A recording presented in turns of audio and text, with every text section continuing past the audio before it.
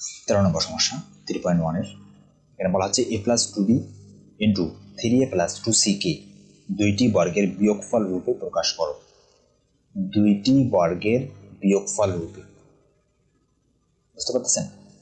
সমস্যাটা আমাদের সম্পূর্ণ সমাধান করা যাবে না, এইভাবে রাখতে হবে দুইটা বর্গ মানে বিয়োগ অবস্থায়। যেমন ধরেন a প্লাস বি তারপরে a square minus a minus B, দুইটা বর্গ, তারপরে a প্লাস বি এর বর্গ, এটা আছে a মাইনাস বি এর বর্গ, দুটি কি অবস্থা আছে? বিয়োগফল অবস্থা আছে, বিয়োগ অবস্থা। তো এই কাজটা আমাদের এরকম আকৃতিতে নিয়ে যেতে হবে এই অংশটা। তো দেখেন এই কাজটা করার জন্য আমরা কি করব, প্রথমেই আমরা জানি ab equal to a plus B by 2 square minus a minus B by 2 square. এই সূত্রটা সাহায্য নেব। এই সূত্রটা আমরা আমাদের বইয়ে দেখেন 45 পৃষ্ঠায় এই সূত্রটা আমরা পড়ছি। দেখেন এই সূত্রটা ab equal to a plus B by 2 square a minus B by 2 square. Okay, মুখস্থ করে নেবেন। এখন আমাদের এখানে ab সমান এই সূত্রটা লেখা যায়। আমাদের কাছে কি তথ্য কি আছে? আমাদের কাছে a plus 2b into a minus 3a minus plus 2c। তো অঙ্কের প্রয়োজনে এই সম্পূর্ণ অংশটাকে মনে করেন a আর এই সম্পূর্ণ অংশটাকে মনে করেন b, তাহলে কি দাঁড়ালো ab। তাহলে আমরা কি এখন ab সূত্র প্রয়োগ করতে পারি না? অবশ্যই করি। তাহলে ab সূত্রে কি আছে? a প্লাস b, তাই না, বাই 2 আর স্কোয়ার a প্লাস b। এখানে আমাদের a হিসেবে কি আছে? a হিসেবে আছে a plus 2b, a plus 2b। তারপরে এখানে কি আছে? প্লাস, এই যে প্লাস b, b হিসেবে কি আছে আমাদের? 3a প্লাস 2c, এই যে 3a প্লাস 2c। তারপর আছে বাই 2, তারপরে স্কোয়ার মাইনাস এখানে আছে a মাইনাস b, a মানে হচ্ছে আমাদের a plus 2b minus b মানে হচ্ছে আমাদের 3a প্লাস 2c বাই 2 আর স্কোয়ার। ওকে, দেখেন এরপর আমরা কি করছি? a plus 2b a plus 3a plus 2c, মূলত ব্র্যাকেটগুলো সব তুলে দিয়েছি।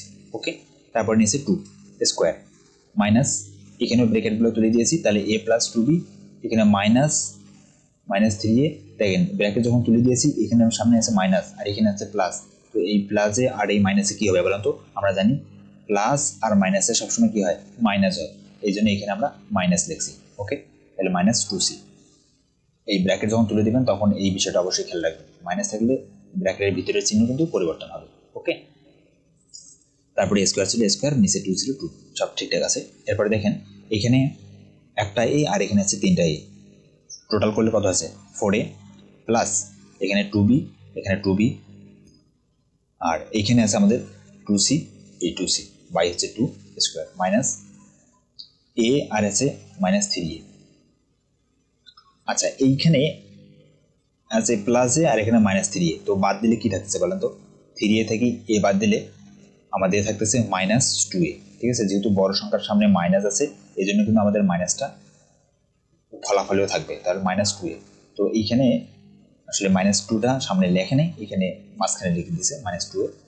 যদি চান যে আমরা সামনে লিখবো কোনো সমস্যা নেই, ঠিক আছে, দেখার সুবিধার জন্য এখানে এই যে 2b সামনে প্লাস আছে এই জন্য 2bটা সামনে লিখছি। ঠিক আছে, তাহলে 2b প্লাস মাইনাস 2a আর এখানে মাইনাস 2c। ঠিক আছে, আর বাদ বাকি এখানে স্কোয়ার আর 2 নিচে ছিল, সব কিছু ঠিকঠাক আছে। এখন দেখেন এইখানে 4 আছে, এখানে আছে 2, এখানে আছে 2। তো সবগুলো অংশে যদি আমরা হিসাব করি তাহলে 2 কমন নিতে পারি। 2 কমন নিলে কী থাকতেছে বলেন তো? এখানে 2a প্লাস এখানে 2 কমন নিচ্ছে তাহলে থাকতেছে b প্লাস এখানে 2 কমন নিলে থাকতেছে c। ওকে, বাই হচ্ছে 2 স্কোয়ার মাইনাস এখান থেকে আমরা প্রত্যেকটা জায়গায় 2 আছে, 2 কমন নিয়েছি, তাহলে এখানে থাকতেছে b minus a minus c by 2 square. এখন এই 2 আর এই 2 কাটা আর এই 2 কাটা, তাহলে কি দেখতেছে দেখেন তো?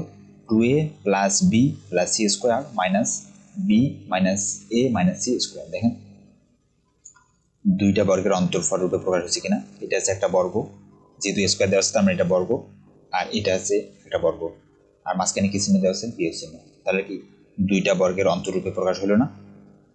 অন্তর মানে হচ্ছে বিয়োগফল, বিয়োগ রূপে প্রকাশ। তো আশা করি বুঝতে পেরেছেন। এই ছিল আমাদের 13 নম্বর যে সমস্যা, এই 13 নম্বর সমস্যার সমাধান। আমাদের প্রশ্নটা কি বলছে একটু দেখিনি, বলছে যে বিয়োগফল রূপে প্রকাশ করো। তাহলে আপনারা এখানে লিখবেন যে এটা হচ্ছে অ্যান্সার ANS। ঠিক আছে, ধন্যবাদ, আশা করি বুঝতে পেরেছেন।